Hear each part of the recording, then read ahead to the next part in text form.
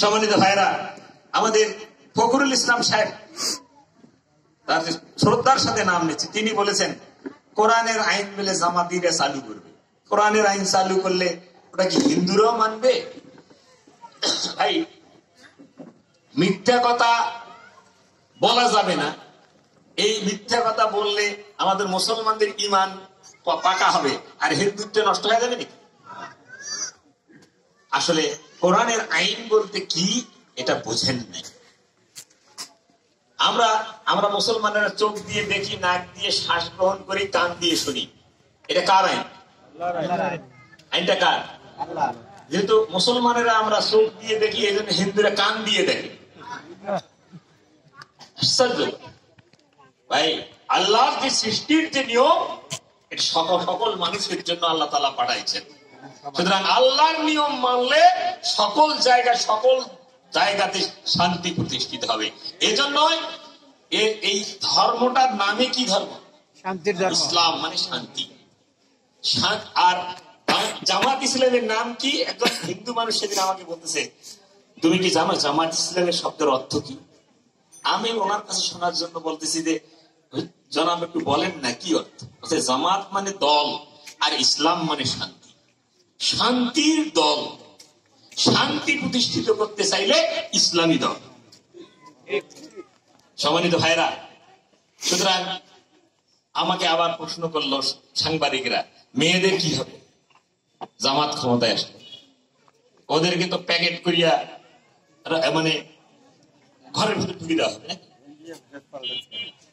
সম্মানিত ভাইরা, আমাদের ডাক্তার সাহেব, ডাক্তার শফিকুল ইসলাম সাহেব তখন আমেরিকায় বলেছেন মেয়েদের কর্মঘণ্টা কমে দেওয়া হবে। বাংলাদেশে হই হুল্লোড় পড়ে গেল। কি যে তাও মেয়েদের চাকরি হইল হয়, এই ডাক্তার শফিকুল ইসলাম সাহেব সব খেয়ে ফেলে, মেয়েদের কর্মঘণ্টা কমে দেবে। আবার ওনাকে প্রশ্ন করেছেন আরেকজন যে আপনি যে মেয়েদের কর্মঘণ্টা কমাই দেবেন, এইটা কি ইনসাফ হবে? একজনের প্রতি আর একজন করবে 8 ঘন্টা, একজন করবে 5 ঘন্টা। ভাই, এখানে যারা আছেন, একটা আপনি আর আপনার তো বাচ্চা 3, 4, 5টা হয়েছে, একবার আপনি দায়িত্ব দেন তো যে আপনি আপনার পেটে বাচ্চা গ্রহণ করবেন, পারবেন না? হ্যাঁ, তাহলে এটা কি বেইনসাফি নয়? একটু ইনসাফ করেন। ঠিক ঠিক। সম্মানিত ভাইরা, সুতরাং এটা যেমন অসম্ভব, তেমনি মায়ের জাতিকে সম্মান জানানোটাও আল্লাহরই নির্দেশ। সম্মানিত ভাইরা, মায়ের সম্মান কি, অধিকার কি, তা কোরআনে নাই? বোনের সম্মান কি, অধিকার কি, তা কোরআনে নাই? আপনার স্ত্রীর সম্মান কি, অধিকার কি, তা কি কোরআনে নাই? আপনার নানি এবং দাদি বৃদ্ধ বয়সে কোথায় থাকবে, কি খাবে, তার বিধান কোরআনে আছে না নাই?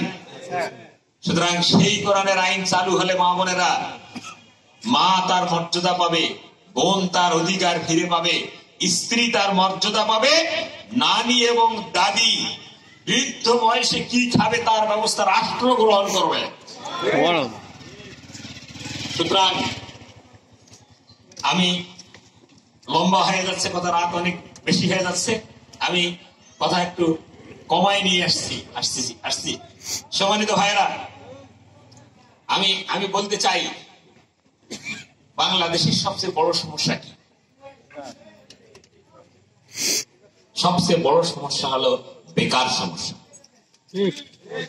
সবচেয়ে বড় সমস্যা আমাদের রাস্তাঘাট, ড্রেন, কালভার্ট এগুলোরও অভাব আছে, কিন্তু পেটে যদি ক্ষুধা থাকে, আপনার ঘরে এসি থেকে লাভ নেই।